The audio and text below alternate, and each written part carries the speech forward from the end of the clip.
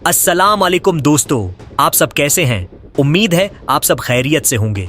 आज की वीडियो में हम कुछ दिलचस्प जनरल नॉलेज के सवालात और उनके जवाबात देखने वाले हैं, तो वीडियो को आखिर तक जरूर देखें। Question answer. क्वेश्चन 1, नहाते वक्त पेशाब आना किस बात की अलामत है?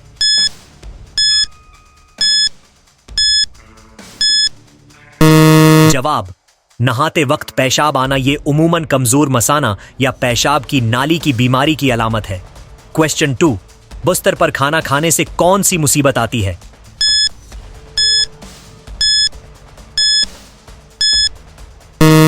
जवाब, बिस्तर पर खाना खाने से ये उमूमन बीमारी और नहौस्त की मुसीबत आती है।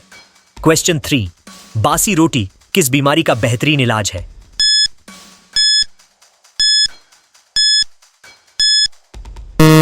जवाब, बासी रोटी कब्ज के इलाज के लिए बेहतरीन समझी जाती है। क्वेश्चन 4, औरत की ठोड़ी पर बाल निकलना किस चीज की अलामत है?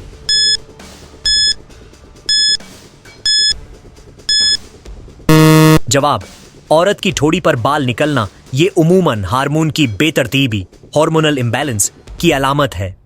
क्वेश्चन 5, ख्वाब में क्या देखना कामयाबी की अलामत है?